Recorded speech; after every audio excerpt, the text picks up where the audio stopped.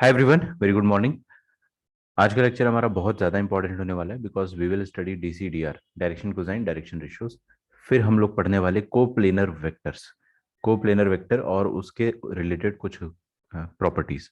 ठीक है, तो वेरी इंपॉर्टेंट लेक्चर। अगर आप लाइव देख रहे हो तो आपको कुछ भी और काम नहीं करना है। आप अगर रिकॉर्डिंग देख रहे हो तो रिकॉर्डिंग आपको बहुत अच्छे से आराम से पॉज कर करके देखना है, क्योंकि राइटिंग का टाइम इसमें नहीं रहेगा, तो समझने का टाइम आप अलग से निकालें।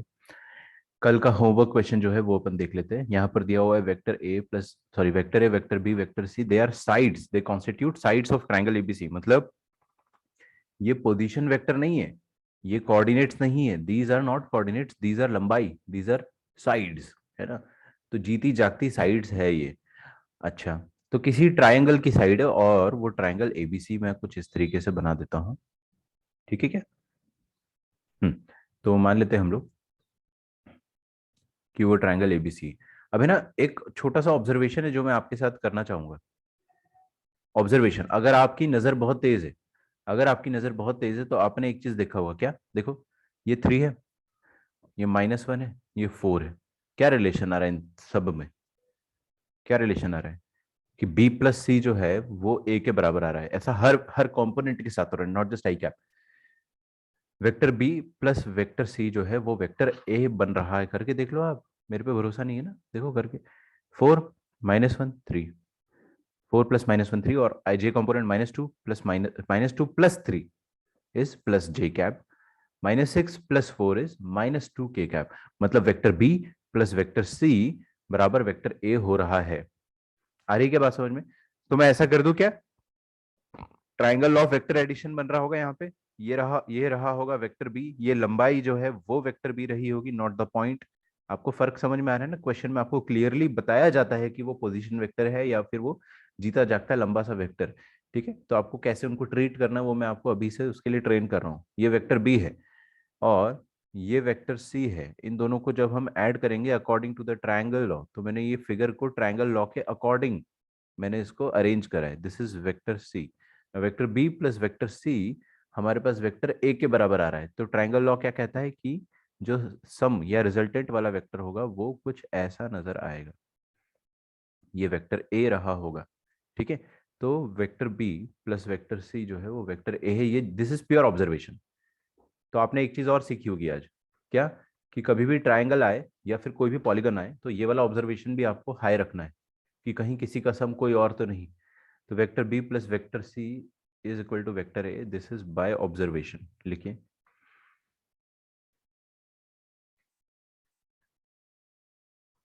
अगला, अब अगर वेक्टर बी, अब देखो सुनो मेरी बात, हम लोग क्या करते हैं ना, ये वेक्टर बी है। आई होप आप लोग सुन रहे हो क्योंकि मैं एक छोटी सी चीज बता रहा हूँ। तो इसके सामने वाला वर्टेक्स को मैं स्मॉल बी बोल देता हूँ। ये वेक्टर सी है, इसके सामने वाले को स्मॉल सी बोल देता हूँ। ये वेक्टर ए है, इसके सामने वाले को स्मॉल ए बोल देता हूँ। एसओटी में जैसे करते, सॉल्यूशन ऑफ ट्राइंगल्स में हम जैसा नोटेशन करते थे, और या फिर हमने हर चैप्टर में ऐसा नोटेशन कई बार किया है। तो ऐसा मैं कर देता हूँ, हालांकि उससे फर्क नहीं पड़ेगा, बट फिर भी मैंने चलो ऐसा कर दिया। नाउ आपको मीडियन बाइसेक्टिंग द साइड सी, ये वाली साइड सी है, इसको बाइसेक्ट करने वाला मीडियन भगवान ने जो बनाया है, उस मीडियन को हमें क्या करना है, उस मीडियन का लेंथ हमें पता करना है। तो ये रहा वो मीडियन, ये रहा वो मीडियन, और ये वाला मीडियन जो होगा, ये वाला मीडियन जो होगा वो इस साइड को बाइसेक्ट कर रहा होगा। आ रही है क्या आपको बात समझ में? हम्म। तो हमें इस मीडियन का लेंथ निकालना है, इस मीडियन का लेंथ निकालना है। मान लेते हैं कि ये जो मीडियम है, it this medium, this median, this is C M vector. ठीक है, चलिए तो क्वेश्चन अपने को क्लियर हुआ है। ये पूरा वेक्टर जो है दिस इज सी वेक्टर। अच्छा, अब एक क्विक क्वेश्चन आप लोगों से अगर मैं पूछूंगा, बड़ा आसान सा सवाल है कि अगर मैं आपके सामने एक वेक्टर बनाता हूं और ये वेक्टर है सी वेक्टर। ठीक है, सही बात है क्या? मान लो इस वेक्टर की जो लंबाई है वो अपने को नहीं पता है, बट इसकी लंबाई कुछ ना कुछ है। ठीक है, अब अगर मैं एक ऐसा वेक्टर बनाता हूं जो इसी के अलोंग हो और इसका आधा हो, इसी के अलोंग हो और इसका आधा हो, तो ये जो लाल वाला वेक्टर है वो सिंपली इसी वेक्टर बाय 2 हो जाएगा। आपको कुछ सोचना ही नहीं है। मैंने आपको ये चीज आपको कोलिनियरिटी के वक्त भी बताई थी कि इसका डबल वेक्टर बनाओगे अगर आप इसी के अलोंग, तो वो सिंपली क्या हो जाएगा, 2 टाइम्स ऑफ सी वेक्टर हो जाएगा। ठीक है ना। तो इसी वेक्टर को अगर आपको लंबा करना है या छोटा करना है तो आप उसी के अलोंग उसको डबल या हाफ या फिर ट्रिपल कुछ भी कर सकते हो, मतलब इसको खींच तान के आप छोटा बड़ा कर सकते हो। ठीक है। अच्छा, तो अगर अपने को ये चीज समझ में आता है तो यहाँ पर हमको ये चीज भी समझ में आ रही होगी कि कि ये जो ए एम है, ये जो ए एम है, ये वाला वेक्टर क्या हो जाएगा? कोई मुझे बोलकर बता सकता है ये वेक्टर क्या हो जाएगा, ए एम वेक्टर? ये ए सी, बाई टू। हाँ सी का आधा हो जाएगा तो मतलब c/2 हो जाएगा। ठीक है, this will B c/2। Oh my God, फिर से ट्रायंगल लॉ वाली शक्ल बन गई। क्या बात कर रहे हो सर, देखो ये वाला वेक्टर प्लस ये वाला वेक्टर एकदम ट्रायंगल लॉ वाला, this plus this will be equal to this. फिर से ट्रायंगल लॉ वाली शक्ल मेरे को नजर आ रही है बनते हुए। तो क्या यहाँ पर अपन in triangle AMC can we apply the triangle law once again? Why?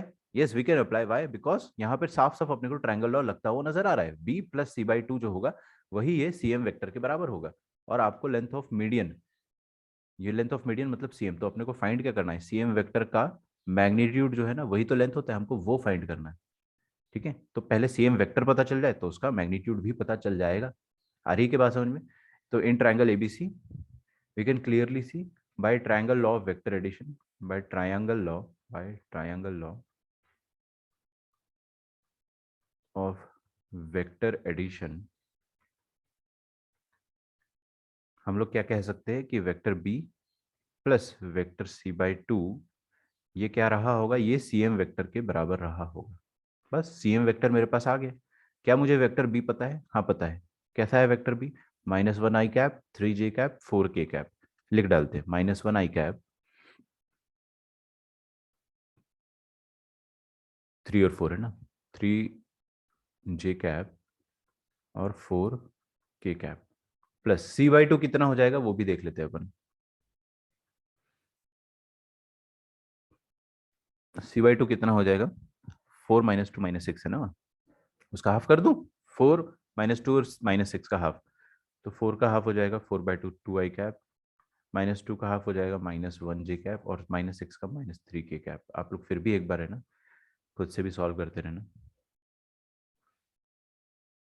ठीक है, now this will be equal to CM vector. अब हम क्या करें, CM वेक्टर हमारे पास आ गया, CM वेक्टर आ गया, करो जल्दी से 2 माइनस, अब तो कर सकते हैं ना दो वेक्टर को जोड़ना, हम लोग बहुत पहले से फिजिक्स के समय से जानते हैं।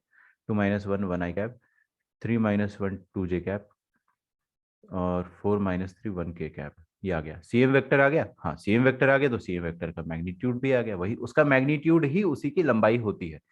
किसी भी वेक्टर की लंबाई मतलब उसका मैग्नीट्यूड। तो √ऑफ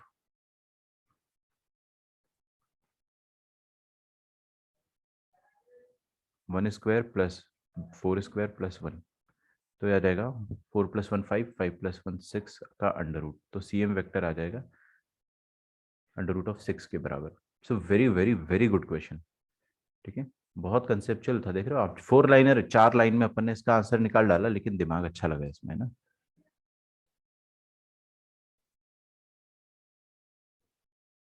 सर यूनिट टेस्ट पे किसी पे भी कैप नहीं लगाया था तो मार्क्स काटेगा? हाँ भाई कैप लगाना है, I कैप में आप I कैप लिखो, J कैप में J कैप लिखो, ऐसा मत करो कि I J।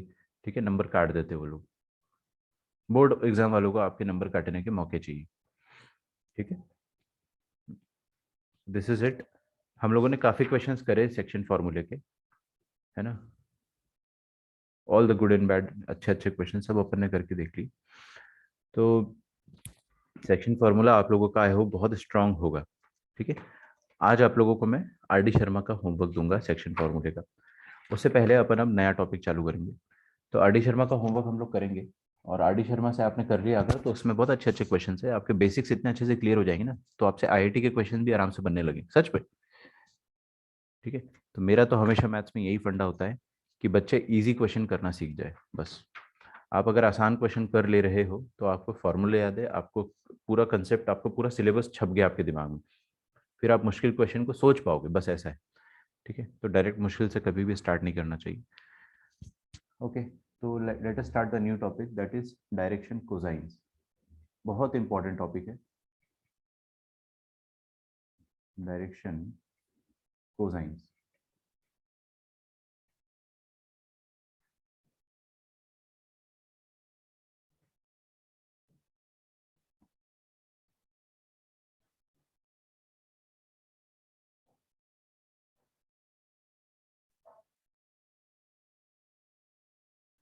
ठीक है, तो मेरे साथ साथ आप एक्स वाई जेड एक्सिस बनाइए।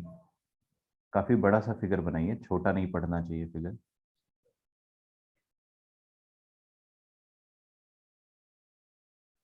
हम्म।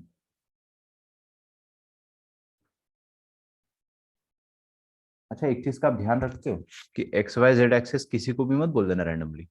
एक्स और वाई का क्रॉस जो होता है, क्रॉस प्रोडक्ट, वो जेड के बराबर होना चाहिए। क्रॉस प्रोडक्ट आता है ना आपको, आप हाथ यहाँ पे रखेंगे, राइट हैंड रूल आप लोगों ने सब पढ़ा होगा फिजिक्स में। तो आप अगर हाथ यहाँ पर रखोगे, ये आपकी पिंकी फिंगर है, ठीक है। तो थोड़ी मेरी ड्राइंग जो है वो कुछ ज़्यादा ही अच्छी है, तो आप लोग, हाँ जी, ठीक है, ऐसे इस तरह से अगर आप हाथ रखते हो, ठीक है, और इसको ऐसे कर्ल करते हो आप वाई की तरफ। एक्स और वाई तो हमारी स्क्रीन पर है, तो आपने एक्स पर हाथ रखा, कर्ल करा वाई की तरफ, तो अंगूठे का डायरेक्शन आपको स्क्रीन के जस्ट परपेंडिकुलर नजर आ रहा होगा। तो वो जेड का डायरेक्शन होता है ना। तो एक्स और वाई का क्रॉस प्रोडक्ट जो होता है वो जेड के बराबर होना चाहिए, है ना। ये चीज आपको फिजिक्स में क्रॉस प्रोडक्ट में सिखाई जाती है, नॉट एक्स और वाई और जेड एक्सिस में। हाँ, हम लोगों ने अभी यहाँ पे क्रॉस प्रोडक्ट पढ़ा नहीं, बट आपको इतना पता होना चाहिए कि एक्स और वाई का क्रॉस जो होता है वो जेड के बराबर होता है। तो इसीलिए हम लोग एक्स को इधर लिखते हैं, वाई को इधर लिखते हैं और जेड को इधर बाहर लिखते हैं। ठीक है। हाँ, आप और भी कोई ओरिएंटेशन आराम से ढूंढ सकते हो। इसको भी एक्स कह सकते हो, उस केस में आपको फिर कुछ और सोचना पड़ेगा, बट उतना लोड क्यों लेना, डायरेक्टली ये वाला तरीका ज़्यादा अच्छा है। आगे बढ़ते हैं। अब देखो क्या होता है कि सबसे पहले मैं आपको डायरेक्शन कोसाइन बताने से पहले एक पॉइंट के बारे में कुछ समझाता हूँ। हम लोग मान लेते हैं कि हमारे पास थ्री डायमेंशनल स्पेस में एक पॉइंट है। This is the point that we have in a 3D space. ठीक है। आप इस बात को समझो कि ये पॉइंट जो है मेरी स्क्रीन पर नहीं है, मेरी स्क्रीन के ऊपर है, it is perpendicularly above my screen. आपको समझ में आ रहा है, ये हवा में है। अच्छा, आप जिस कमरे में बैठे हो अभी, उस कमरे में हमेशा एक कॉर्नर ऐसा वाला होता ही होता है। क्योंकि हम सबका कमरा क्यूबॉइडल शेप का होता है ना। तो एक कॉर्नर ऐसा होता ही होता है। तो आपको एक फ्लोर इधर जाती हुई नजर आ रही होगी, एक फ्लोर इधर जाती हुई नजर आ रही होगी, एक फ्लोर इधर जाती हुई नजर आ रही होगी। बीच में कहीं एक पॉइंट आप ऐसे अज्यूम कर लो। ठीक है। बीच में कहीं एक पॉइंट आप इस तरह से अज्यूम कर लो। अब हम उस पॉइंट के बारे में बहुत सारी चीज़ें स्टडी करने जा रहे हैं। उस पॉइंट के बारे में बहुत सारी चीज़ें हम स्टडी करने जा रहे हैं। तो लेट अस से कि हवा में एक पॉइंट है। इस पॉइंट को मैं पी बोल देता हूँ। इस पी पॉइंट के बारे में बहुत सारी चीज़ पढ़ना चाह रहा हूँ। ठीक है। तो सबसे पहले I will complete an imaginary cube या क्यूबॉइड, जैसा भी बन जाए। तो एक इमेजिनरी क्यूबॉइड मैंने यहाँ पे बनाया, आप भी मेरे साथ साथ फटाफट बनाइए। ठीक है। बनाते जाइए, क्योंकि अभी समझा नहीं रहा हूँ, अभी मैं चित्र बना रहा हूँ।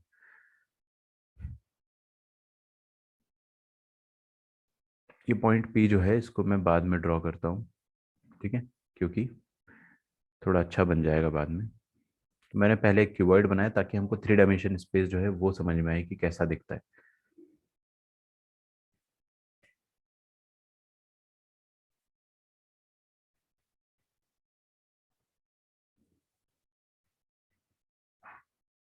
ठीक है।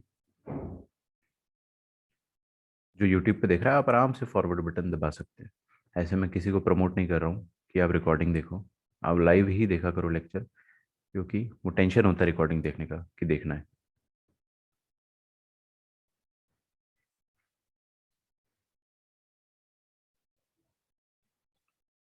ठीक है। तो ये बना दिया मैंने एक क्यूबॉइड। काफ़ी सुंदर क्यूबॉइड बनाया है। ठीक है। अब इस क्यूबॉइड में ये वाला जो सामने वाला वर्टेक्स है ना, इसको मैं पॉइंट पी मान लेता हूँ। ठीक है। इसको मैं पॉइंट पी मान लेता हूँ। ये पॉइंट भी आपको दिख रहा है, हवा में लटका हुआ पॉइंट है। ये पॉइंट हवा में लटका हुआ पॉइंट है, तो I will consider it as point P. अच्छा, ये पॉइंट है ओ, क्योंकि ये ओरिजिन है। अब हम लोग कुछ चीजें समझेंगे इसके बारे में।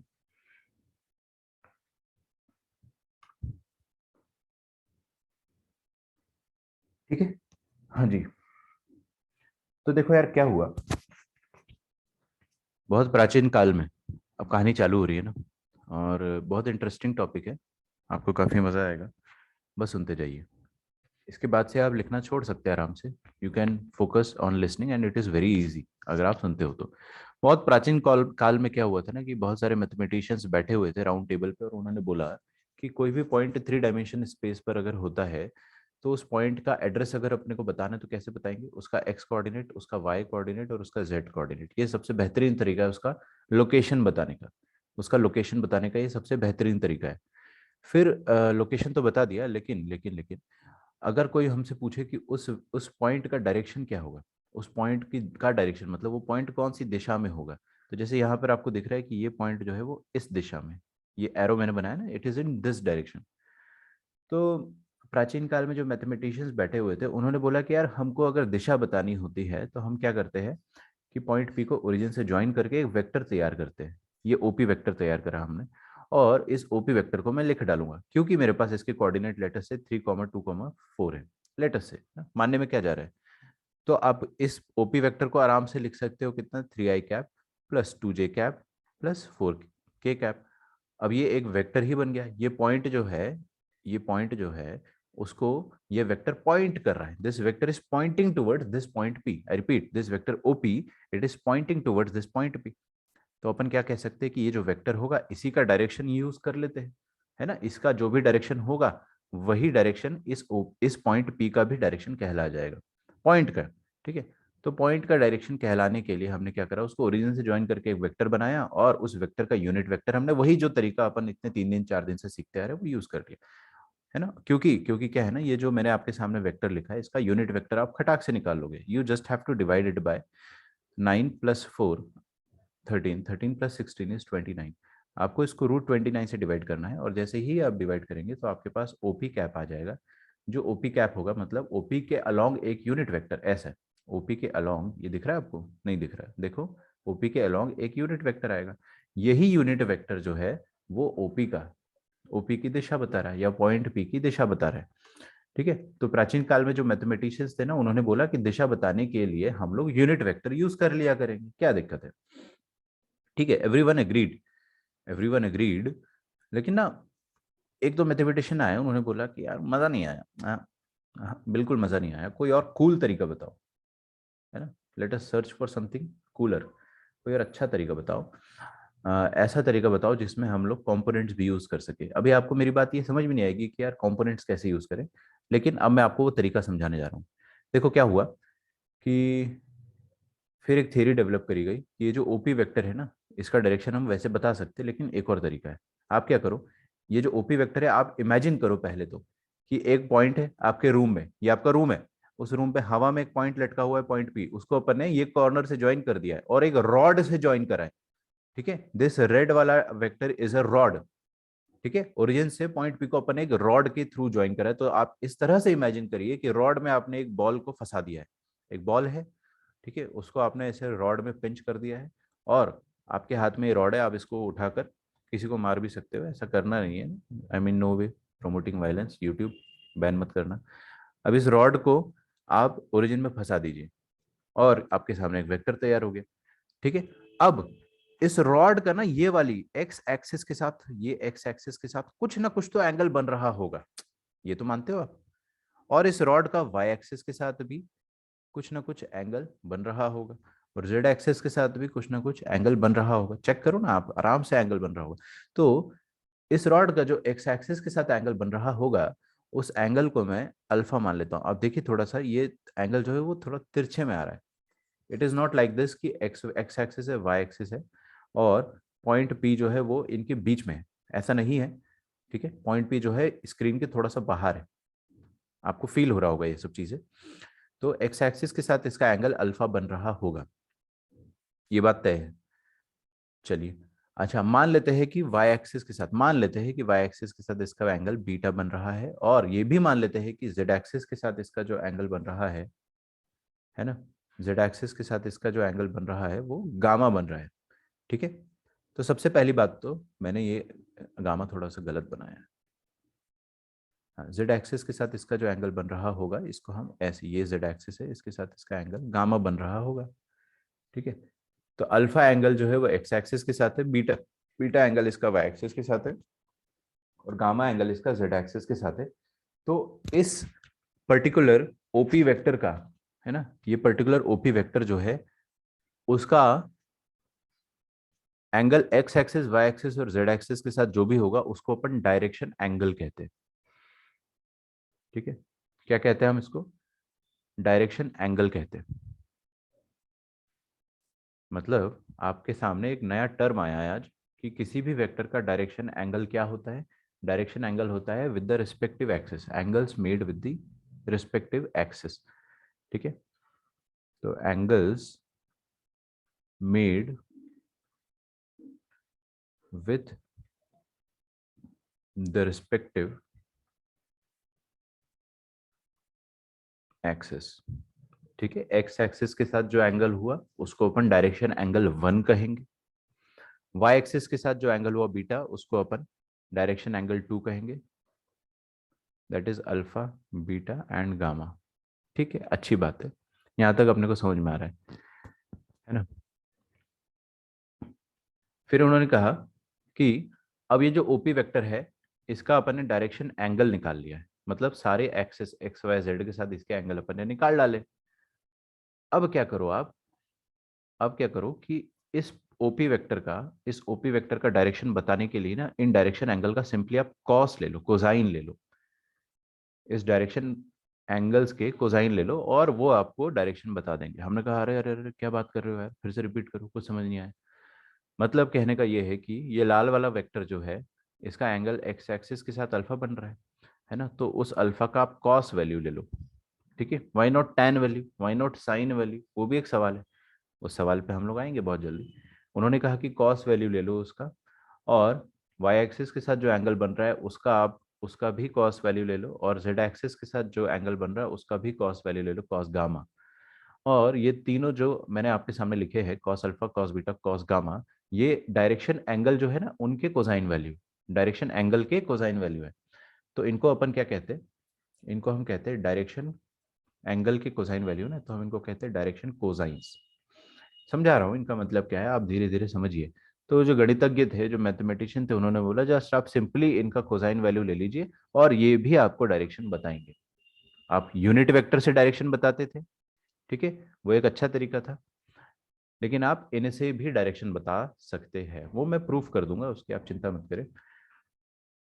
तो उन्होंने कहा कि हम डायरेक्शन कोसाइन, तो ये जो cos alpha, cos beta, cos gamma, इनसे भी हम डायरेक्शन बता सकते हैं। हमने कहा ठीक है, तो डायरेक्शन कोसाइंस जो है that is cosine of all direction angles.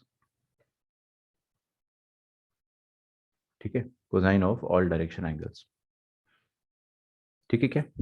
अच्छा, तो जो मैथमेटिशियन थे उन्होंने कहा कि जो कोसाइन वैल्यूज है इन सारे एंगल्स का ये भी दिशा बताएंगे, है ना, और ये ज्यादा अच्छा तरीका है दिशा बताने का, वो हमें कन्विंस कर रहे हैं ये ज्यादा अच्छा तरीका है दिशा बताने का। ठीक है, तो दैट इज सारे डायरेक्शन एंगल्स का कोसाइन वैल्यू, तो अल्फा का कोसाइन वैल्यू कॉस अल्फा हो जाएगा, बीटा का कोसाइन वैल्यू कॉस बीटा हो जाएगा, और गामा का कोसाइन वैल्यू कॉस गामा हो जाएगा। ठीक है, तो ये सारे के सारे आपको डायरेक्शन बता रहे हैं, है ना। ठीक है, हमने कहा कि आपकी बातें हमको समझ में आ रही हैं, है ना। इसको और अच्छे से डेप्थ में समझते हैं अपन, और अच्छे से हम इनको डेप्थ में समझते हैं। अच्छा, देखो यार, कोई भी वेक्टर को आप, अभी तक अपन ने जो चीज सीखा उसका समरी है कि हमने एक वेक्टर बनाया, उसका दिशा देने के लिए हम यूनिट वेक्टर उसका लिख सकते थे। लेकिन है ना, इंसान लालची है, उसका पेट नहीं भरता है, उसने बोला कि और कोई अच्छा तरीका बताओ, कूल तरीका बताओ। तो एक मैथमेटिशियन कूल तरीका लेके आया, उन्होंने बोला कि आप क्या करो कि डायरेक्शन एंगल निकाल लो एक्स वाई जेड एक्सिस के साथ, और उनका कॉस वैल्यू ले लो, वही आपको डायरेक्शन देगा। ठीक है, उस वेक्टर का direction cos value, cos alpha, cos beta और कॉस गामा भी दे, वही आपको डायरेक्शन भी देगा।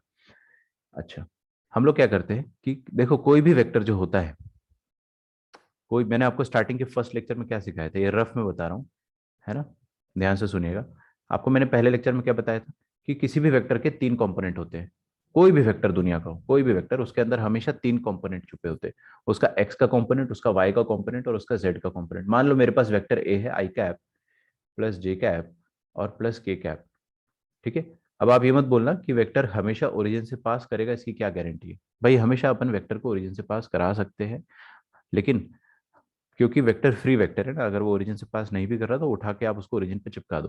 कहने का मतलब ये है कि ओरिजिन से पास करने वाला ही केस ले रहा हूं मैं अभी, ताकि अपने को समझ में आए। वेक्टर ओरिजिन से ओरिजिनेट हो रहा है और ये रहा वो वेक्टर ए वेक्टर। ठीक है। अब आई कैप प्लस 2 जे कैप प्लस 3 के कैप अगर मैंने ऐसा लिख दिया तो इसका मतलब क्या होता है, इसका मतलब ये होता है कि ये वेक्टर का एक्स में जो एक्स एक्सिस में जो कंपोनेंट रहा होगा, सुनो मेरी बात ध्यान से, बहुत इंपॉर्टेंट बात बता रहा हूँ, आसान है, इंपॉर्टेंट है। इस वेक्टर का जो एक्स एक्सिस में कंपोनेंट रहा होगा वो 1 आई कैप रहा होगा। 1 यूनिट का कंपोनेंट रहा होगा इसका एक्स एक्सिस में। इस वेक्टर का वाई एक्सिस में जो कंपोनेंट रहा होगा वो 2 जे कैप रहा होगा, मतलब 2 यूनिट का रहा होगा।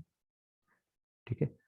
मतलब इस वेक्टर का वाई एक्सिस में कंपोनेंट होगा 2 जे कैप के बराबर, और इसी वेक्टर का जेड एक्सिस में 3 यूनिट का कंपोनेंट रहा होगा 3 के कैप।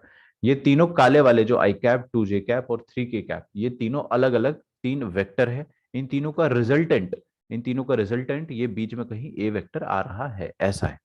ठीक है ना। तो ए वेक्टर किससे बना है, तीन अलग अलग वेक्टर से बना है, या तीन अलग अलग फोर्स से बना है। 1 न्यूटन, 2 न्यूटन और 3 न्यूटन XYZ डायरेक्शन में लगते हुए आपको नजर आ रहे हैं, और उनका रिजल्टेंट कहीं बीचों बीच आ रहा होगा। समझ में आ रहा है। तो हर वेक्टर के तीन कंपोनेंट होते हैं। एक कंपोनेंट उसका एक्स पे होता है, एक वाई पे होता है, एक जेड पे होता है। ये अपन ने स्टार्टिंग में समझा था, मैं आपको फिर से बस याद दिला रहा हूँ कि ऐसे सोचते हैं हर वेक्टर के बारे में। अच्छा, ठीक है। हाँ जी, अब इधर आ जाइए। एक और चीज है आपके लिए, बड़ा आसान से सवाल है। ठीक है विवेक, तुमसे ही पूछता हूं मैं, क्योंकि तुम डिस्कनेक्ट हो गए थे अभी, तो अब आए हो। तो एक चीज बता दो मुझे कि ये मेरे पास अगर एक वेक्टर है ए वेक्टर, और एक्स और वाई एक्सिस है, मान लो हम कक्षा 11वीं में जेड एक्सिस हमको आता ही नहीं। ठीक है, एक्स और वाई एक्सिस है, और अगर मैं एंगल को थीटा बोल देता हूँ, तो ये ए वेक्टर का एक्स कंपोनेंट क्या हो जाएगा, आप बता सकते हो। ए वेक्टर का एक्स, तुम फिर डिस्कनेक्ट हो गए क्या। नहीं सर। हाँ बताओ ना, ए वेक्टर का एक्स कंपोनेंट क्या हो जाएगा। ए कॉस थीटा। है ना, ए की जो भी लेंथ होगी वो तो अपन मॉड ए लिख ही देंगे, और ये वाली जो लेंथ या ये वाला जो प्रोजेक्शन या ये वाला जो कंपोनेंट हो जाएगा वो क्या हो जाएगा, मॉड ए कॉस थीटा। कंपोनेंट का लंबाई जो हो जाएगा that will be mod A cos theta. तो इसका एक्स कंपोनेंट क्या बन गया, मॉड ए कॉस थीटा। मतलब कैसे निकाला अपन ने, कैसे निकाला, ये जो ए था इसका एक्स एक्सिस के साथ जो एंगल बन रहा था थीटा, उसका कॉस वैल्यू ले लिया अपन ने, है ना, तो मॉड ए कॉस थीटा। अच्छा, वाई कंपोनेंट क्या होगा, आप मेरे को बता सकते हो विवेक आगे। ए साइन मॉड ए साइन थीटा। मॉड ए साइन थीटा, ये सही जवाब है। लेकिन इस जवाब को अपन थोड़ा सा तोड़ते हैं। एक्चुअल में होता क्या है कि मॉड ए साइन थीटा आपका जवाब सही है, लेकिन आया कहां से वो आया यहां से कि ए वेक्टर और वाई एक्सिस के बीच में जो एंगल बन रहा होगा वो एंगल का कॉस वैल्यू लेते हैं। जो भी वेक्टर का और एक्स एक्सिस का, या वेक्टर का और वाई एक्सिस का, कोई भी एक्सिस के साथ जो एंगल बन रहा है उसका कॉस वैल्यू लेते हैं। तो यहां पर जो एंगल बन रहा है दैट इज 90 - थीटा, है ना। तो हुआ क्या होगा एक्चुअल में, हुआ ये होगा कि mod A cos of this angle, है ना, वेक्टर का और वाई एक्सिस के बीच का एंगल जो है उसका cos value that is cos of 90 - theta लिया गया होगा। अब ये कॉस 90 - थीटा साइन थीटा हो जाता है, इसीलिए आपका आंसर साइन थीटा आता है। लेकिन असल में आपने क्या करा है, जो एंगल था उसका कोसाइन वैल्यू ले लिया।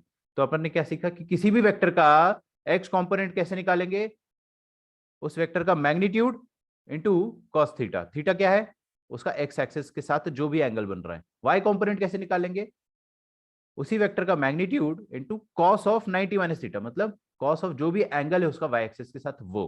ठीक है। और सिमिलरली अगर जेड एक्सिस आ गई तो आपको कुछ नहीं सोचना है, इसका जेड एक्सिस के साथ जो एंगल बन रहा होगा उसका कॉस वैल्यू ले लेंगे।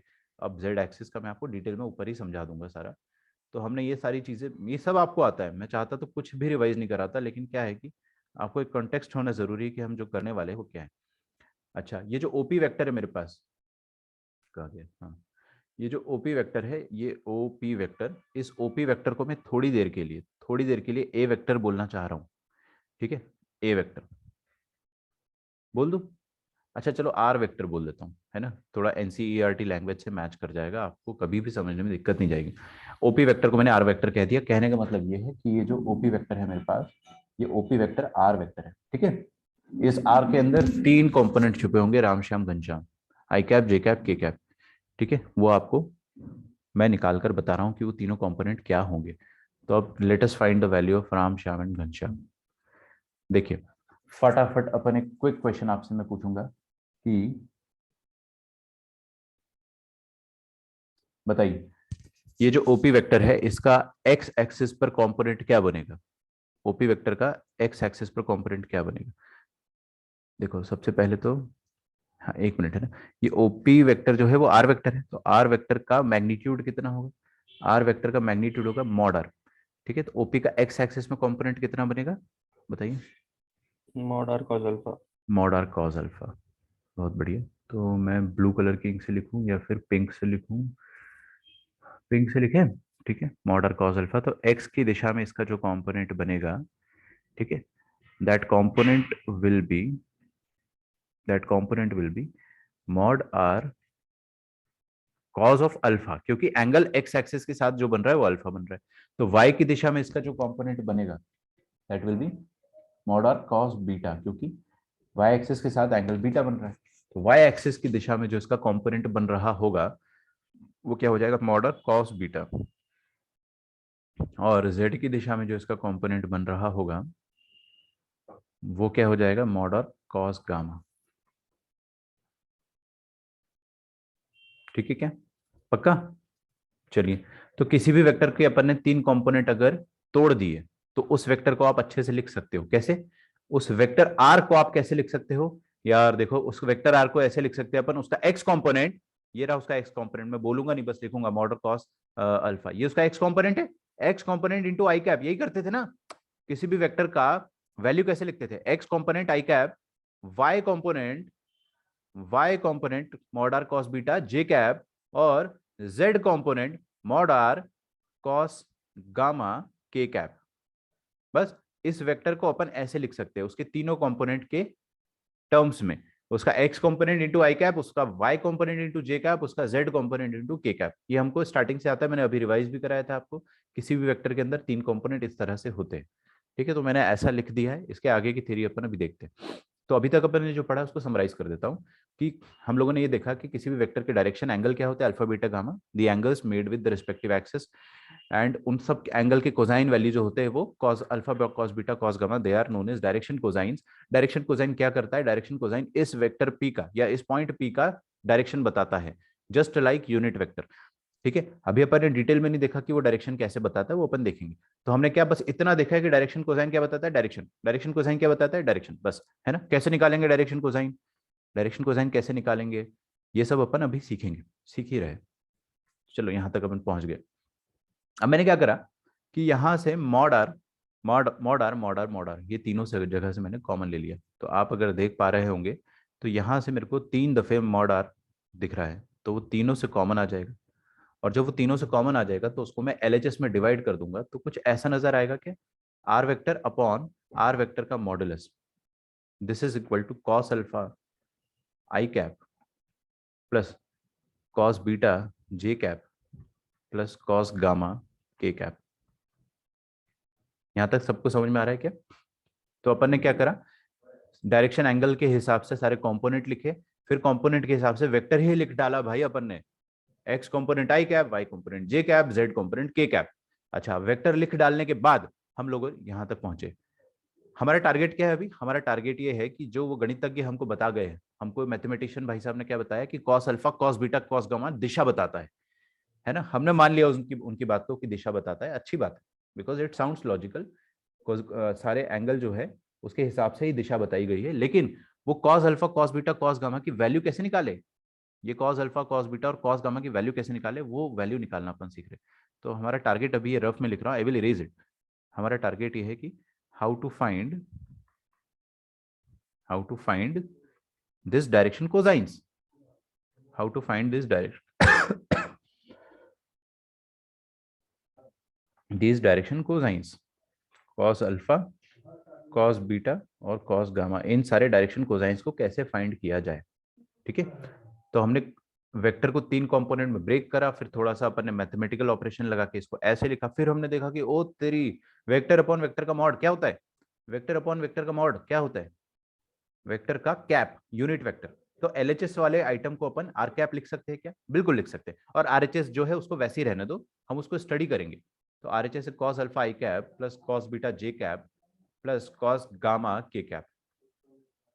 ठीक है, मतलब ये हो गया कि ये जो ओपी वेक्टर था, ये जो ओपी वेक्टर था, इस ओपी वेक्टर को हमने आर वेक्टर बोल रखा था, सही बात है, उसको ही अपन ने आर वेक्टर बोल रखा था। और उस आर वेक्टर का जो यूनिट वेक्टर, अरे यार दुनिया में हर वेक्टर का यूनिट वेक्टर होता है, जस्ट सिंपली आप उसको उसके मॉड से डिवाइड कर दो ना, तो ये जो आर वेक्टर होगा ये अपने को पता होगा, ये आर वेक्टर हमको भली भांति पता होगा, something I cap something J cap something A cap, है ना। अच्छा, उस आर वेक्टर का जो कैप है ना, वो आ रहा है एलएचएस में। मतलब क्या सीखा अपन ने, आर वेक्टर का जो कैप है वो एलएचएस में आ रहा है, मतलब यूनिट वेक्टर जो है, उस यूनिट वेक्टर का आई कैप वाला कंपोनेंट जो भी होगा वही कॉस अल्फा होगा। आई रिपीट कि हमको यहां से क्या पता चल रहा है कि जो भी यूनिट वेक्टर है ना, उस यूनिट वेक्टर में जो भी एक्स कंपोनेंट रहा होगा वही कॉस अल्फा होता है, जो वाई कंपोनेंट रहा होगा वही कॉस बीटा होता है, जो जेड कंपोनेंट रहा होगा वही कॉस गामा होता है। मतलब अभी तक अपन जो यूनिट वेक्टर पढ़ते आते थे उसी के अंदर डायरेक्शन कोसाइंस छुपे होते थे। मतलब एक शॉर्ट एग्जांपल अगर आपको दूं कि एक वेक्टर अपने पास इस तरीके से 3i cap plus 4j cap plus 5k cap, ठीक है, अगर हमारे पास ये वेक्टर है 3i cap plus 4j cap plus 5k cap, तो इस वेक्टर का डायरेक्शन कोसाइन अगर आपको निकालना है तो क्या करो, सिंपली इसका कैप निकाल लो, आर कैप निकाल लो ना, कुछ मत सोचो, अभी कुछ मत सोचो, आप जैसे पहले बच्चों की तरह आर कैप निकालते थे अभी निकालो। कैसे निकालेंगे, 3 डिवाइडेड बाय उसका मॉडुलस, मॉडुलस क्या हो जाएगा 9 प्लस 16 प्लस 25, रूट 50 आ रहा है, रूट 50 आ जाएगा।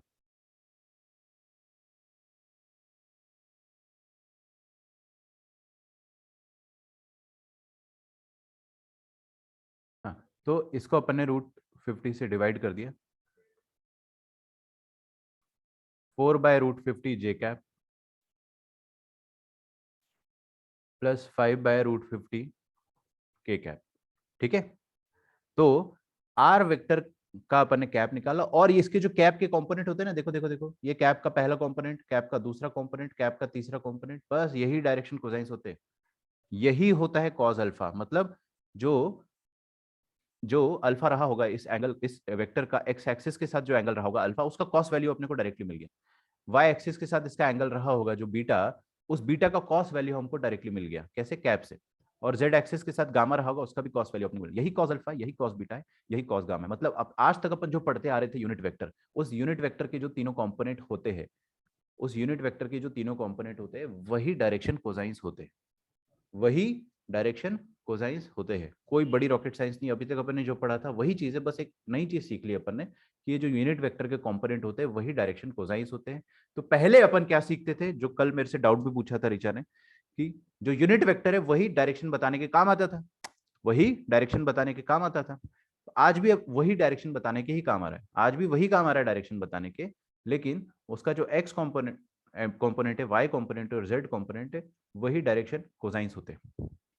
डायरेक्शन वही बता रहा है, लेकिन जो एक्स कंपोनेंट, वाई कंपोनेंट और जेड कंपोनेंट है वो डायरेक्शन कोसाइंस होते हैं। कुछ नया होता है, अपन ने सीखा है। ठीक है, तो बेसिकली जो चीज अपने को पता था उसका अपन ने एक नया नाम सीख लिया है कि ये तो मैंने आपको एग्जांपल दिया, ये तो मैंने आपको एग्जांपल दिया है, इसको अपन हटाते हैं यहाँ से, कि ये जो आर कैप है वही आपको डायरेक्शन कोसाइंस दे रहा है। ठीक है, तो कहने का मतलब ये हो गया, कहने का मतलब ये हो गया कि components of unit vectors, component of unit vectors are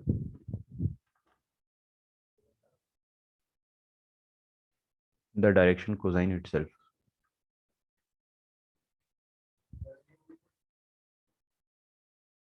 ठीक है, अच्छा, तो ये जो पहला डायरेक्शन कोसाइन कॉस अल्फा, अब इधर देखो, ये जो पहला डायरेक्शन कोसाइन कॉस अल्फा, दूसरा डायरेक्शन कोसाइन है वो क्या है, कॉस बीटा, और जो z वाला कंपोनेंट है वो कॉस गामा हो जाएगा अपने आप, अपने आप। ठीक है, तो पहले वाले डायरेक्शन कोसाइन को हम लोग, पहले वाले डायरेक्शन कोसाइन को अपन L कह देंगे, दूसरे वाले डायरेक्शन कोसाइन को हम M कह देंगे। ये स्टैंडर्ड नोटेशन होता है, जो पहला डायरेक्शन कोसाइन होता है उसको आप L बोल दो, L। ठीक है, डायरेक्शन कोसाइन को LMN से रिप्रेजेंट किया जाता है दुनिया में।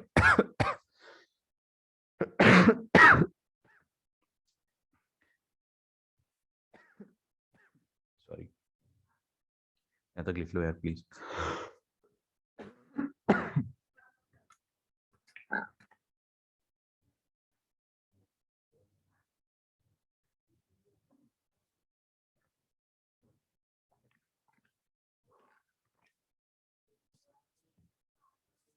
हाँ, मेरा कहने का मतलब मेरा कहने का मतलब ये है कि जो भी डायरेक्शन कोसाइंस होते हैं ना, उनको आप एलिमेंट से रिप्लेस करते हो, उनको रिप्रेजेंट करते हो। ठीक है, जो एक्स कंपोनेंट वाला डायरेक्शन कोसाइन होता है उसको एल से रिप्रेजेंट करा जाता है पूरी दुनिया में हर जगह, इसको एम से रिप्रेजेंट करा जाता है, इसको एन से रिप्रेजेंट करा। इसको लिखो यार please. I need a break, small break of 1 minute. आप इसको यहाँ तक लिख लीजिए पहले। तो हम लोगों ने अभी तक जो भी चीज सीखी है वो क्या सीखी है, क्या सीखी है कि कल तक, कल के लेक्चर तक किसी भी वेक्टर की दिशा कौन बताता था, unit vector.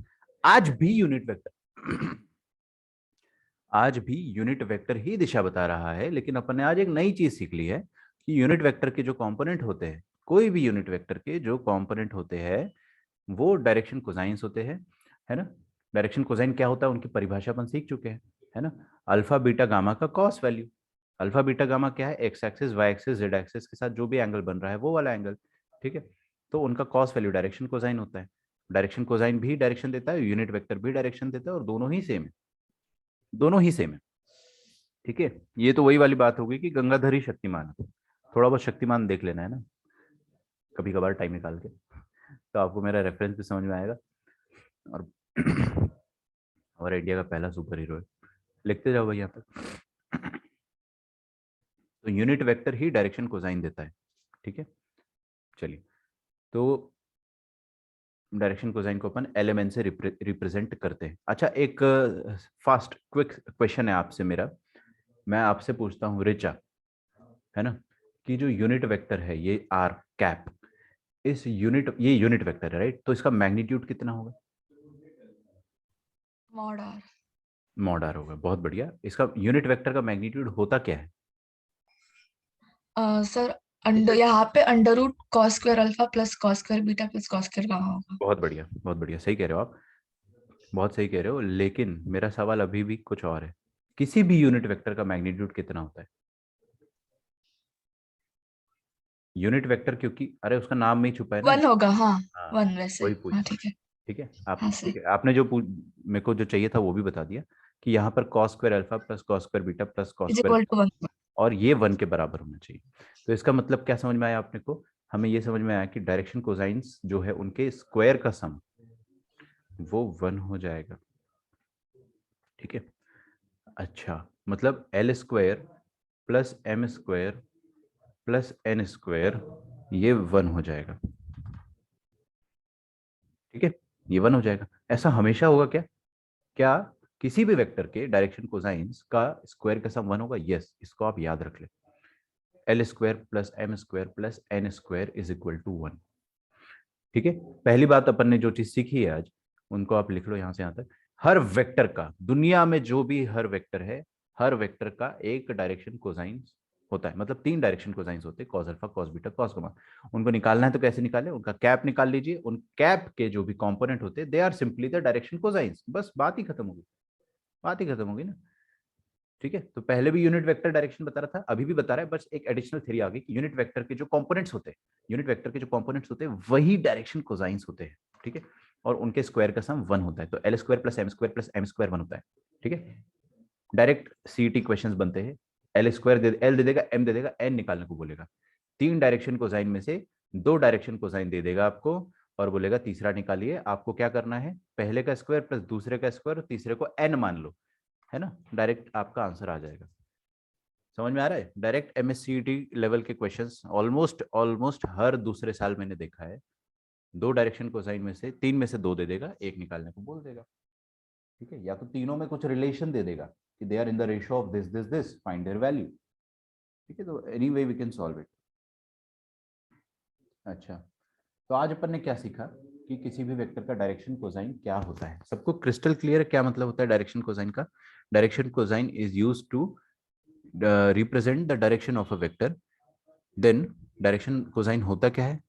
Cause of alpha beta and gamma. Alpha beta gamma हमको पता है, X Y X Z axis के साथ एंगल बन रहा है। ठीक है, उन्हीं का कॉस वैल्यू निकालते कैसे? डायरेक्शन कोसाइन को निकालना बड़ा आसान है। आप कोई भी वेक्टर का कैप निकाल लो, यूनिट वेक्टर निकाल लो, उस यूनिट वेक्टर के जो भी कंपोनेंट्स होंगे हमारे पास, है ना, उस यूनिट वेक्टर के जो भी कंपोनेंट्स होंगे हमारे पास, वही डायरेक्शन कोसाइंस होते हैं। ठीक है,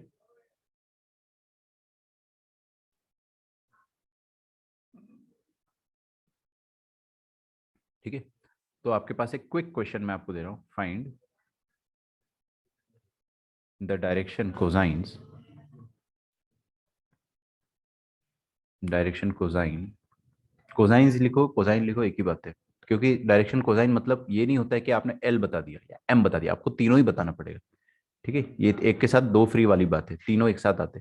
find the direction cosine of vector A, और मैं आपको वही क्वेश्चन दे रहा हूं जो मैंने आपको थोड़ी देर पहले दिया था, 3i cap plus 4j cap plus 5k cap. ठीक है, अगला इसी का कंटिन्यूएशन है। Also find the angle made by vector A with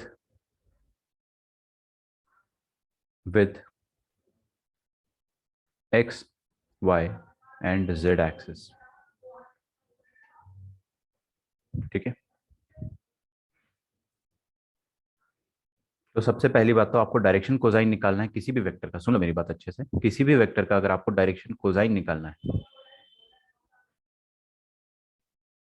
तो आप क्या करो, उस वेक्टर का यूनिट वेक्टर निकाल डालो। उस वेक्टर का यूनिट वेक्टर कैसे निकालेंगे? आप उसके मैग्नीट्यूड, इसका मैग्नीट्यूड अपन ने अभी अभी कैलकुलेट करा था, √50 होता है।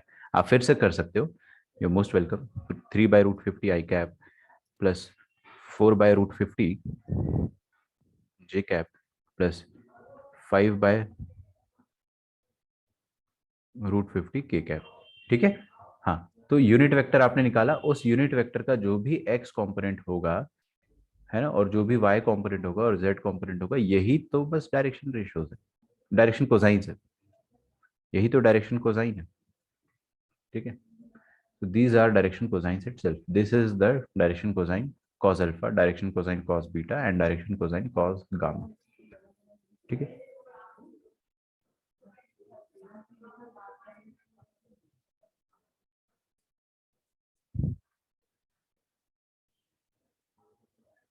cos अल्फा हो जाएगा 3/√50, cos बीटा हो जाएगा 4/√50। ये cos अल्फा को ही अपन L कहते, इसको अपन M कहते, और जो थर्ड डायरेक्शन कोसाइन है that will B cos gamma, वो हो जाएगा 5/√50। आप सबको पता है अल्फा क्या है, बीटा क्या है, गामा क्या है? Alpha is the angle made with x axis, तो अल्फा को अपन ऐसा लिख सकते हैं क्या, cos इनवर्स ऑफ 3/√50। लो भाई, आपने को ये भी बोला था ना कि एक्स एक्सिस के साथ जो एंगल बन रहा है वो निकालो, कॉस इनवर्स के टर्म में लिख दिया। अब आप देख लो कॉस इनवर्स 3/√50 कितना होता है, कर लो गूगल। कॉस इनवर्स ऑफ, मतलब हम क्वेश्चनर एग्जामिनर को बोल रहे हैं ऐसा। ठीक है, 4/√50, और कॉस गामा, गामा कितना हो जाएगा, कॉस इनवर्स ऑफ 5/√50। ठीक है,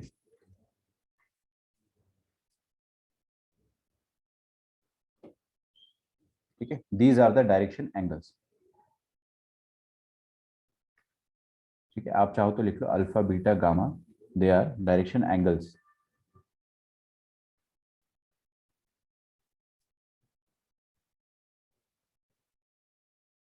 ठीक है, चलिए आगे बढ़ते। अब क्या हुआ ना कि जब हम कैलकुलेशन करते हैं, आगे की भी कहानी सुनो अच्छे से, जब हम कैलकुलेशन करते हैं तो ये डायरेक्शन कोसाइन को क्यों इंट्रोड्यूस किया गया था? डायरेक्शन कोसाइंस को इंट्रोड्यूस क्यों किया गया था? इनको इंट्रोड्यूस इसीलिए किया गया था, इनको इंट्रोड्यूस इसीलिए किया गया था क्योंकि, एक सेकंड है ना, अभी ठीक है, इनको इंट्रोड्यूस इसीलिए किया गया था ताकि आपका क्वेश्चन कैलकुलेशन आसान हो।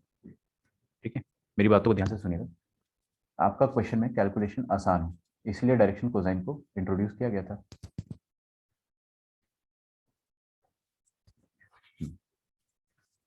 अच्छा, नोट्स आपको डिस्क्रिप्शन में मिल जाएंगे। हाँ भाई, अब come let us come back to direction cosine. Direction cosine को क्यों इंट्रोड्यूस करा था? ताकि हमारा आने वाले क्वेश्चंस में कैलकुलेशन इजी हो, है ना। लेकिन ये कॉस क्या होता है, ध्यान से समझना ये वाली चीज, ये कोई भी किताब में नहीं मिलेगा आपको, इसलिए मैं बता रहा हूँ। डायरेक्शन कोसाइन, हाँ, कॉस ऑफ अल्फा या बीटा या gamma, cos of any angle, cos of any angle, cos का रेंज क्या होता है बताइए मुझे? कॉस का रेंज होता है -1 से लेकर 1, पक्का? अच्छा, -1 से लेकर 1 मतलब जितने भी नंबर्स आएंगे वो सारे फ्रैक्शनल फॉर्म के आएंगे ना, 0 पॉइंट समथिंग टाइप के, 0.1 या 0.113 या 0.1237968 ऐसा कुछ आएगा। भाई कॉस हमेशा थोड़ी ना खूबसूरत होगा, कॉस तो बस एक दो बार खूबसूरत होता है, कॉस 60 जैसे कि हाफ हो जाता है, ये एक बार सुंदर हो गया 0.5, उसके अलावा ये बहुत रेयरली खूबसूरत होता है। आपको क्या लगता है कॉस 45 बहुत खूबसूरत है? वो खूबसूरत इसलिए दिखता है क्योंकि अपने को 1/√2 के फॉर्म में याद है, अगर आप इसको डेसिबल में कन्वर्ट करेंगे तो बड़ा घटिया सा आएगा, 0 पॉइंट समथिंग समथिंग, बहुत घटिया सा फॉर्म आएगा। आप अगर cos 30 की बात करते हो तो cos 30 भी बहुत घटिया आएगा, √3/2 कोई अपने को देखने में बड़ा अच्छा लगता है ऐसे, लेकिन असल में इसका डेसिमल वैल्यू जो होगा that will B 1 point something something something, आप वो कर लेना, लेकिन बहुत ही घटिया सा बड़ा खतरनाक सा वैल्यू आएगा। तो कोसाइन वैल्यू जब भी आता है ना, दे आर ऑलवेज अगली, बहुत खराब वैल्यूज आते हैं। ठीक है, तो हमने या कोई भी पुराने मैथमेटिशियन ने डायरेक्शन कोसाइन क्यों इंट्रोड्यूस करा था? क्यों इंट्रोड्यूस करा था? ताकि हमारा फ्यूचर में जो भी आगे आपको मैं सिखाने जा रहा हूं उनमें कैलकुलेशन आसान हो जाए। ठीक है, हम लोग 3D ज्योमेट्री में डायरेक्शन कोसाइंस को यूज करेंगे, 3D ज्योमेट्री में, और कैलकुलेशन आसान करने के लिए cos alpha cos beta cos gamma लाया गया था। लेकिन कॉस का वैल्यू तो इतना घटिया होता है, अब इतने घटिया वैल्यूज के साथ कैलकुलेशन आसान नहीं होगी और मुश्किल हो जाएगी। आपको बात समझ में आ रही है? तो क्या किया गया ना, यहाँ पर एक दुविधा आ गई कि कॉस वैल्यू जो है वो तो सही में बहुत घटिया होती है, जैसा कि मैं आपको बता रहा हूँ। ठीक है, कॉस वैल्यूज काफी घटिया होती है, कैलकुलेशन अपने को आसान करना है। अब कैलकुलेशन अगर आसान करना है और कॉस वैल्यू को यूज करना है किसी तरह से, तो हम लोग क्या करते हैं कि जो भी डायरेक्शन रेशो होता है, जैसे कि ऊपर वाले क्वेश्चन में डायरेक्शन कोसाइन, ऊपर वाले क्वेश्चन में क्या है, 3/√50, कॉमा 4/√50, कॉमा 5/√50, ये वैल्यूज आए ना डायरेक्शन कोसाइंस के। तो हमने क्या बोला कि ये सारी वैल्यूज जो है we will use it in future. आपको क्या लग रहा है ये डीसीज का कहीं एप्लीकेशन नहीं आएगा? पूरा लाइन की इक्वेशन लिखना, प्लेन की इक्वेशन लिखना, उनमें सब में डायरेक्शन कोसाइन का यूज आएगा आगे जाकर। तो इतनी घटिया वैल्यूज के साथ तो मैं इक्वेशंस नहीं लिखना चाहूंगा, ये सारी घटिया वैल्यू देखो ना, 3/√50 कोई सुंदर वैल्यू नहीं है, बहुत खतरनाक वैल्यू है। तो हमने क्या कहा कि ये घटिया वैल्यू जो है इनसे कैलकुलेशन मुश्किल हो जाएगा, तो आप क्या करो, इन वैल्यूज को मत यूज करो, इनके प्रपोजनल कुछ यूज करो आप। समझ रहे हो? 3/√50, 4/√50 और 5/√50 के प्रपोजनल आप कोई भी नंबर यूज करो जो सुंदर हो। मतलब 3/√50, 4/√50 और 5/√50 का कोई मल्टीपल यूज कर लो, है ना, जो कि सुंदर हो। अब अगर आप बोलोगे कि सर चलो इनका फर्स्ट या सेकंड मल्टीपल यूज करते हैं, फर्स्ट मल्टीपल तो ये खुद ही हो जाएगा, है ना, तो इसका सेकंड मल्टीपल मैंने अगर यूज करा, तो तीनों का सेकंड मल्टीपल यूज करा तो क्या हो गया, कुछ खास फर्क थोड़ी पड़ा। अब ये 6/√50 हो गया, 8/√50 हो गया, 10/√50 हो गया, इट इज इक्वली अगली, इट इज स्टिल इक्वली अगली। तो हमने क्या बोला कि इसका आप है ना ऐसा मल्टीपल यूज करो कि जो आपको सुंदर सुंदर 3 नंबर दे दे इंटीजर फॉर्म में, that is use their √50th multiple. ये एल का √50th मल्टीपल यूज कर लो, एम का भी सेम मल्टीपल, ऐसा नहीं है कि इसका √50th करा तो इसका √100th कर लो, तब का सेम, इसका भी √50th मल्टीपल यूज कर लो, इसका भी √50th मल्टीपल यूज कर लो। ठीक है, बात समझ में आ रही है आपको? तो कहने का मतलब ये है कि इन तीनों का √50th मल्टीपल क्या आएगा, 3/√50 इंटू √53, 4/√50 इंटू √54, 5/√50 इंटू √55। ये तीनों नंबर बहुत खूबसूरत है, 3 4 5, इनसे कैलकुलेशन ज़्यादा आसानी से होगा, और कैलकुलेशन का फिजिकल इफेक्ट जो रहेगा ना वो वही रहेगा जो डायरेक्शन कोसाइन से आ रहा था पहले, 3 4 5 से भी वही आएगा, 3 4 और 5 से भी वही आएगा। ठीक है, जैसे कि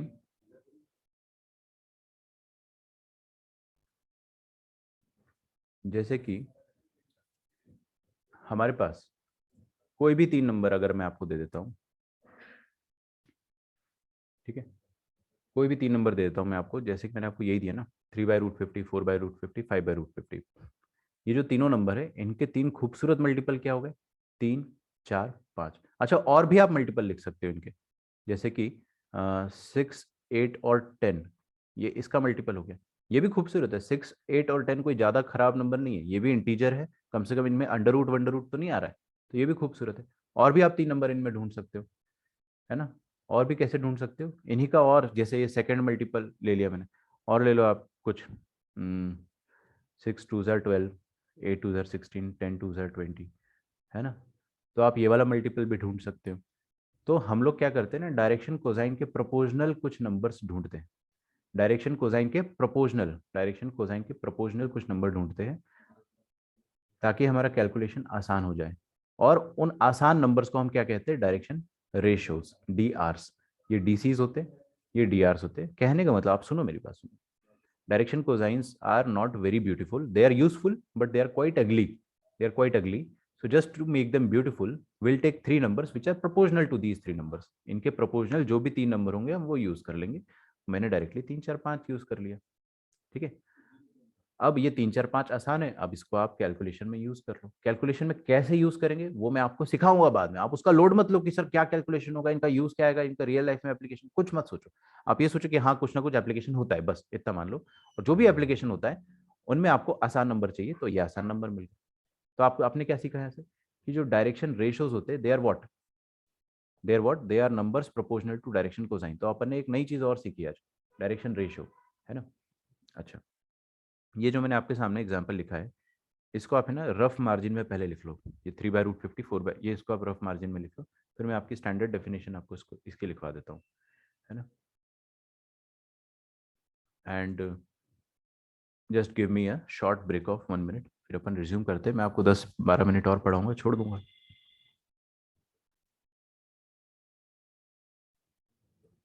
ओके, लिखिए डायरेक्शन रेशियोज। आई होप आपने वो चीज़ लिख ली होगी। अब हम डायरेक्शन कोसाइंस पढ़ चुके हैं, लास्ट एक टॉपिक है डायरेक्शन रेशियोज। बहुत आसान है लेकिन क्या समझ में नहीं आता है लोगों को, सब रट लेते हैं, आपको रटना नहीं है, ठीक है। तो डायरेक्शन रेशियोज क्या होते हैं, they are the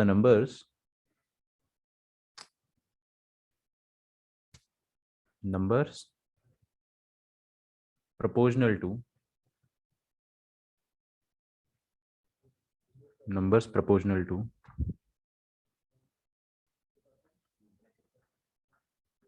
direction cosines,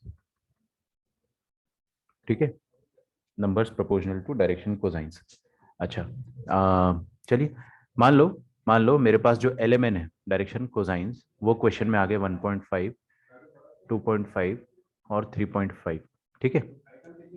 direction cosines मेरे पास क्या आ गया, 1.5, 2.5, 3.5, ये डायरेक्शन कोसाइंस है।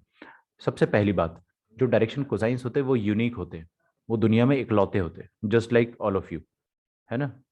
डायरेक्शन कोसाइन जो होते हैं वो यूनिक होते हैं। अद्वैत एक बात बताओ मेरे को, कि 1.5, 2.5 और 3.5 जो है, इनके प्रोपोर्शनल कोई 3 खूबसूरत नंबर बताइए, कोई भी मल्टीपल ले लो इनका।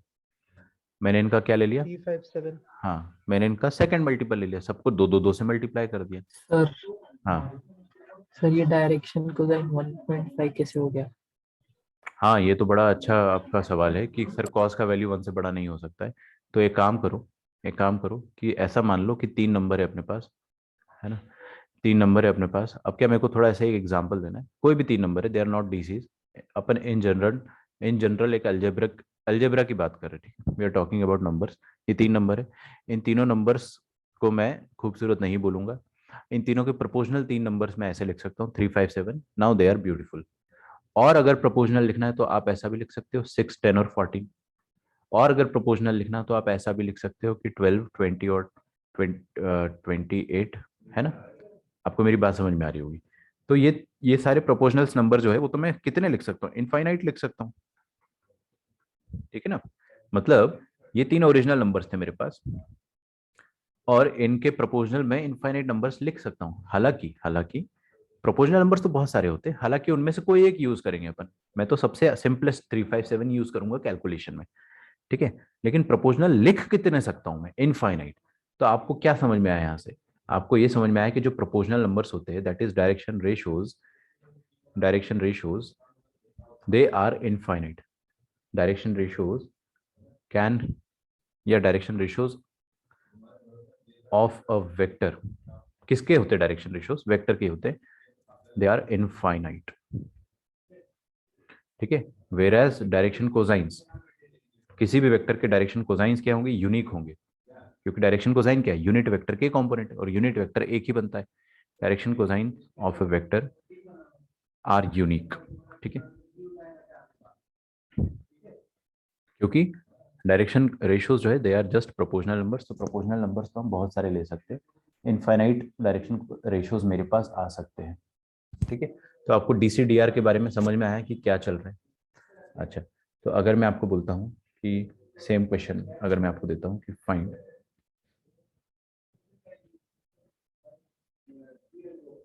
Direction cosines and direction ratios of vector A 3i cap plus 4j cap plus 5k cap, कैसे निकालेंगे इनका डीसी और डीआर बताइए। सबसे पहले डीसी निकालना है आपको, तो कुछ नहीं करना होता है,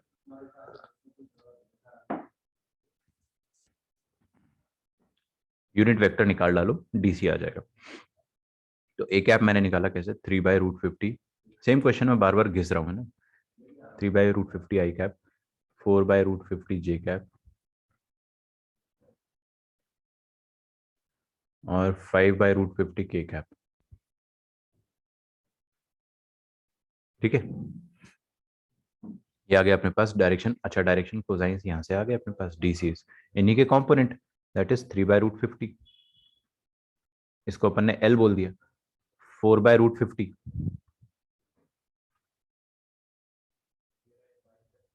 इसको अपन ने m बोल दिया, और 5/√50 इसको अपन ने n बोल दिया, ठीक है।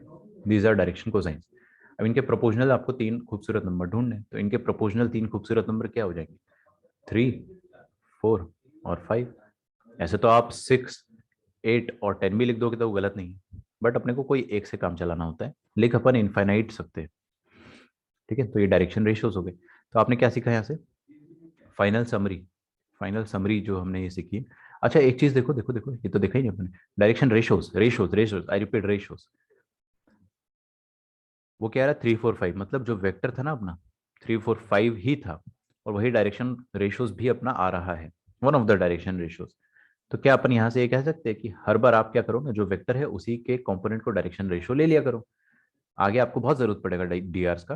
तो डायरेक्शन रेशियो आप क्या ले लो, जो वेक्टर्स के एक्चुअल में जो वेक्टर है, take that itself as the direction ratio, और उसका यूनिट वेक्टर जो है उसके कंपोनेंट जो होंगे वो डायरेक्शन कोसाइंस हो जाएंगे।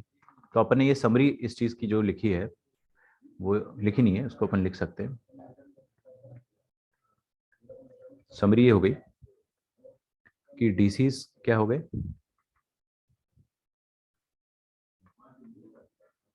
कंपोनेंट्स ऑफ यूनिट वेक्टर, और डीआरस क्या हो गए, डीआरस हो गए इनके प्रोपोर्शनल कोई भी नंबर, सिंपल सबसे सिंपलेस्ट डीआर अपन ले सकते हैं, the vector itself, the vector itself, जो वेक्टर है वही का वही ले डालो, क्योंकि उसमें मोस्टली आपको इंटीग्रल फॉर्म में ही दिया होगा, तो ये ले लिया अपन ने, because this is the simplest way to do. I am not saying that कि आप इसके अलावा और कुछ नहीं कर सकते, but this is the simplest way to do.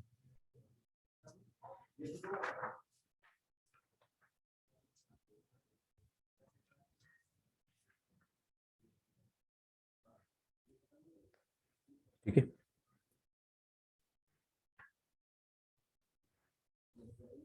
चलिए यहां तक आप लिख डालिए। एक छोटा सा नोट अपन लिखेंगे, जो मैं आपको 3 डायमेंशनल ज्योमेट्री में भी लिखवाऊंगा, कि जितने भी L square plus M square plus N square होते हैं, डायरेक्शन कोसाइंस होते हैं, उनका स्क्वायर का सम 1 होता है ना। तो इसका मतलब क्या हो गया कि cos square alpha plus sine square sorry cos square alpha plus cos square beta plus cos square gamma, ये 1 के बराबर होगा। मतलब डायरेक्शन कोसाइंस जो भी होंगे उनका स्क्वायर का सम 1 के बराबर होता है। मतलब जो एंगल है अल्फा बीटा और गामा, उनका कॉस का वैल्यू, जो अल्फा बीटा गामा उनके कॉस वैल्यू के स्क्वायर का सम 1 होता है। तो साइन वैल्यू के स्क्वायर का सम क्या होगा? अरे यार, हर एंगल का कॉस वैल्यू होता है, उसी तरह से कुछ ना कुछ साइन वैल्यू भी होगा ना। तो जो साइन वैल्यू होगा उनके स्क्वायर का सम क्या होगा? उनका स्क्वायर का सम क्या होगा, ये आपको कैलकुलेट करना है। अगर ये भी बहुत स्टैंडर्ड MSCET लेवल के क्वेश्चंस जो है आपको पूछे जाते हैं। कैसे निकालेंगे? कॉमन सेंस है, आप में से हर कोई कर सकता है। Cos square alpha plus cos square beta plus cos square gamma अपने को पता है, तो हम कैसे निकालेंगे आगे की चीजें?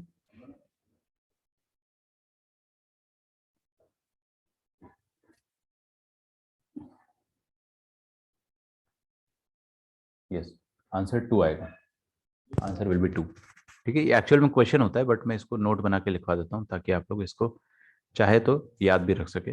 This can be remembered if you forget it, by chance if you forget it you can calculate. कैसे करेंगे? देखो, कॉस स्क्वायर अल्फा को लिख सकते हैं अपन 1 माइनस साइन स्क्वायर अल्फा, और उसको कॉस स्क्वायर बीटा को भी अपन 1 माइनस साइन स्क्वायर बीटा लिख सकते हैं, और कॉस स्क्वायर गामा को हम लोग क्या लिख सकते हैं? 1 माइनस साइन स्क्वायर गामा। बस अपन ने इसको आइडेंटिकली आइडेंटिटी से ऐसा यूज कर, आइडेंटिटी से ऐसा लिखा है।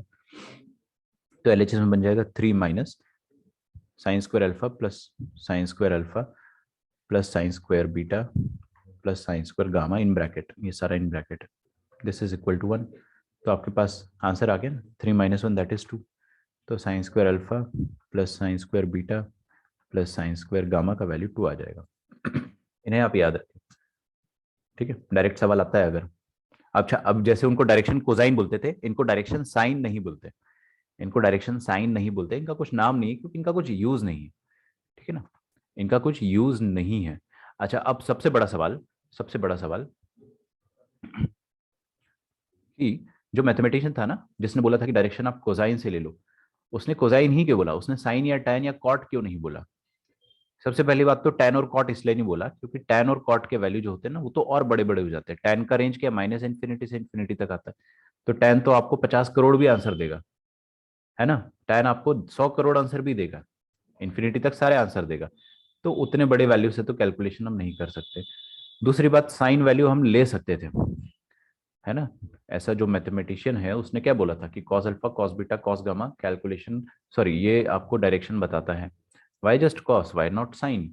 उसका सिंपल रीजन है कि कॉस कंपोनेंट से आपको क्या मिल जाता है ना, एक्स कंपोनेंट मिल जाता है, और कॉस से आपको हमेशा एक्स कंपोनेंट वाई कंपोनेंट और जेड कंपोनेंट मिल जाएगा, and it will give you the vector easily.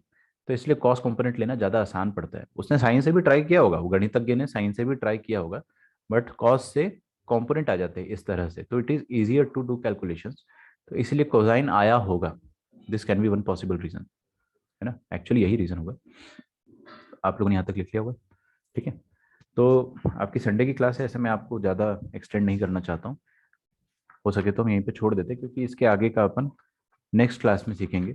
तो आपका बस को प्लेनर वेक्टर बचता है, volume of tetrahedron, volume of parallelepiped या पैरेललोपिपेड, और आपका चैप्टर वेक्टर अलजेब्रा जो है फिर वो खत्म होने को आ जाएगा, क्योंकि फिर अपने को बस डॉट प्रोडक्ट और क्रॉस प्रोडक्ट पढ़ना रहेगा।